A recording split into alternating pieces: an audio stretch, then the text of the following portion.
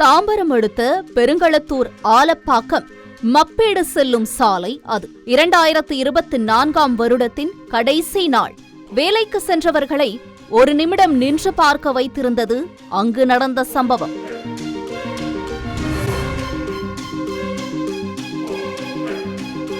பனி பெய்யும் அதிகாலையிலேயே போலீசார் அந்த இடத்தை சுற்றி அரணமைத்திருந்தனர்.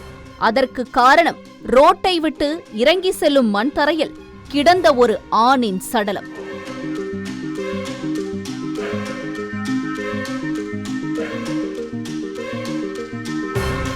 சடலத்தை மீட்ட போலீசார் ஆய்வு செய்திருக்கிறார்கள்.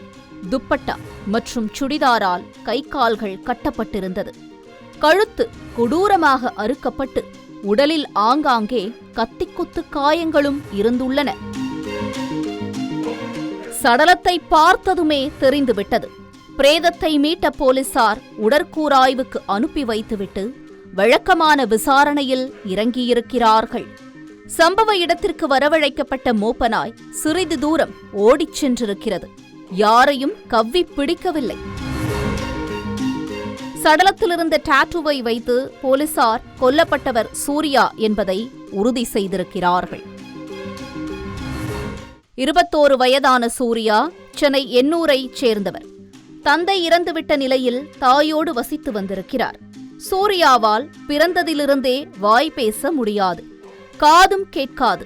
தன்னுடைய குறைகளால் துவண்டு போகாத சூர்யா எலக்ட்ரீஷியனாக வேலை பார்த்து வந்திருக்கிறார்.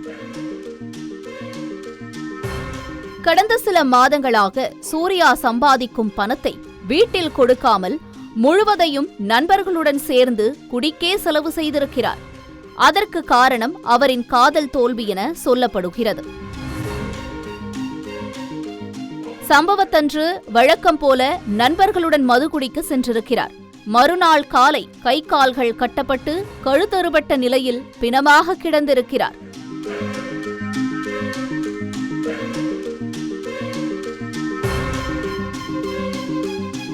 ஒருவேளை காதல் விவகாரத்தில் இந்த கொலை நடந்திருக்கலாமோ என்ற கோணத்தில் போலீசார் முதற்கட்ட விசாரணையை தொடங்கியிருக்கிறார்கள்.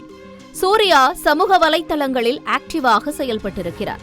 அப்போது இன்ஸ்டா மூலம் 10ஆம் வகுப்பு படித்து வந்த ஒரு மாணவியோடு அவருக்கு பழக்கம் ஏற்பட்டிருக்கிறது. ஆரம்பத்தில் நண்பர்களாக பழகியவர்கள் நாளடைவில் காதலர்களாக மாறிப்போயிருக்கிறார்கள். சூர்யா காதலியை தனியாக திருத்தணிக்கு அழைத்து சென்றிருக்கிறார்.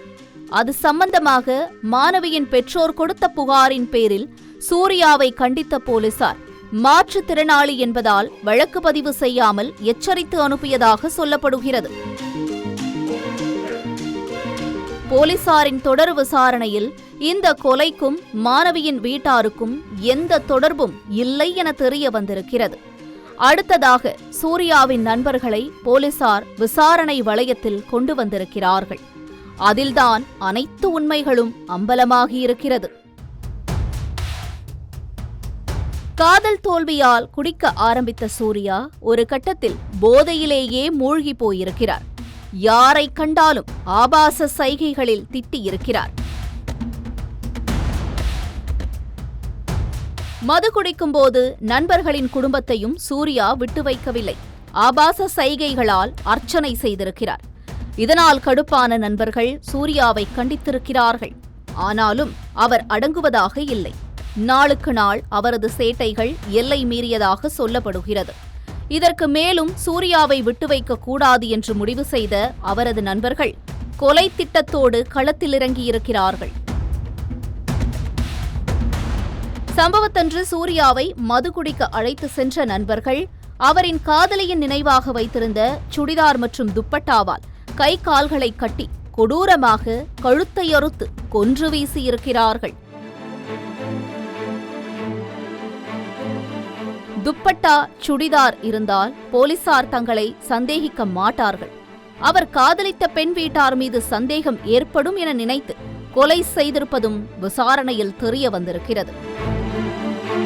இந்த சம்பவம் தொடர்பாக வழக்கு பதிவு செய்த போலீசார் சூர்யாவின் நண்பர்களான சபரி கணேசன், சேலையூரைச் சேர்ந்த ஐயப்பன், குரோம்பேட்டை கோதண்டம் நகரைச் சேர்ந்த விஜய பிரதாப் ஆகியோரை கைது செய்து சிறையில் அடைத்திருக்கிறார்கள்.